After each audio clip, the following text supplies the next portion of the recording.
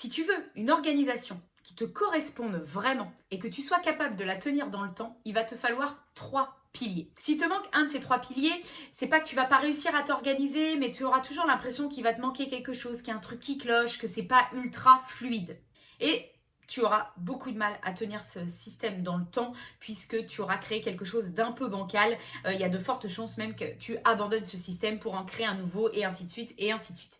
Alors que si tu prends le temps de te poser sur les 3 axes qu'on va voir ensemble tout de suite après, encore plus si actuellement tu te sens débordé avec une charge mentale trop élevée, alors tu vas pouvoir avoir en fait une vision globale de l'organisation dont tu as besoin pour te créer ton propre système. Et ça va tout changer puisqu'une vision globale, ça va te donner beaucoup plus d'assurance et de confiance. Alors c'est parti, c'est quoi ces 3 piliers? Alors ce que tu dois savoir pour t'organiser dans ton business. Tout d'abord, c'est concrètement qu'est-ce que tu as à faire.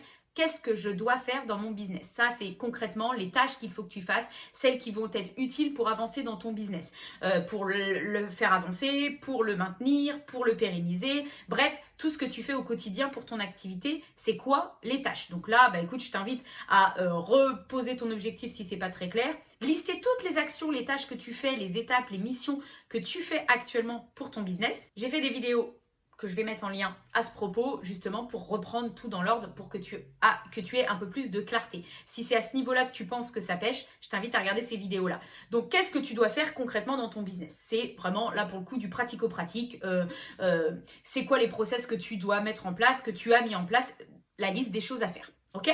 Ça, c'est la première chose. Deuxièmement, tu dois connaître les périodes idéales pour réaliser les tâches que tu as mises en avant plus tôt. Donc ça, c'est globalement, elles vont être liées à 2 critères. Ça va être en fonction de la nature même de l'activité. Si tu as mis en avant que tu avais pas mal d'appels téléphoniques à passer, par exemple, pour ton activité, bon, les appels téléphoniques, en fonction des clients que tu as, peut-être qu'appeler à 15h en plein milieu de l'après-midi, c'est peut-être pas le plus opportun. Peut-être qu'il faudra mieux prévoir des créneaux en fin de journée ou entre midi et 2. Donc ça, c'est en fonction de la nature même de la tâche que tu as à accomplir, eh bien, tu vas pouvoir générer, mettre en avant, bah oui, effectivement, c'est complètement cohérent de mettre à ce créneau-là dans ma semaine. Et aussi en fonction, les périodes idéales, en fonction de tes contraintes personnelles, c'est important. Par exemple, si tu as un jour de repos auquel tu veux pas déroger, si tu as des enfants et qu'il y a par exemple l'école ou la garderie ou des choses comme ça c'est des impératifs. Si tu as un autre job à côté, quand tu as un job alimentaire et que tu développes ton activité, ça pour le coup c'est une contrainte personnelle. Par exemple, si tu te dis, moi tous les matins, je travaille pour mon job alimentaire, évidemment, tu ne caleras pas d'autres choses à ce moment-là. Donc ça, c'est important de bien les connaître, de les poser et de te dire, ok, ça, c'est les périodes idéales pour faire cette chose-là, ça, c'est pour faire cette chose-là. Ok? Ça, c'était la deuxième chose.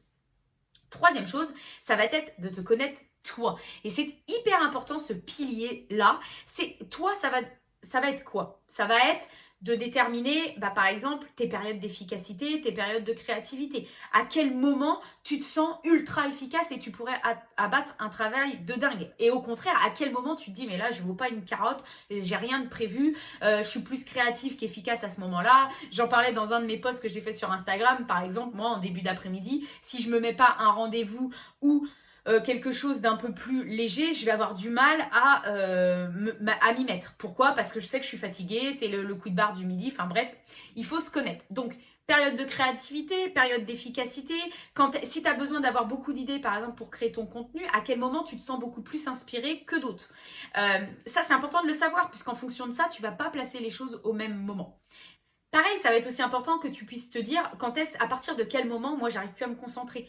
Parce que toute personne est différente. Si tu te dis, moi, au bout d'une heure, peu importe ce que je fais, au bout d'une heure, il faut que je fasse une pause, c'est important de le savoir parce que tu éviteras de te caler 3 heures de trucs d'un coup. Par contre, si tu te dis, ouais, là, je suis capable d'envoyer du lourd pendant toute une journée, au contraire, profite de ces périodes-là. Donc ça, c'est important de connaître ta limite de concentration.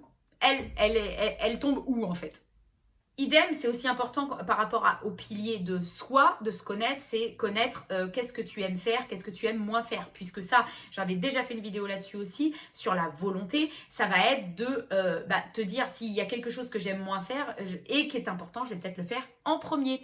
Donc ça, c'est important de le savoir aussi, puisqu'il y a des choses...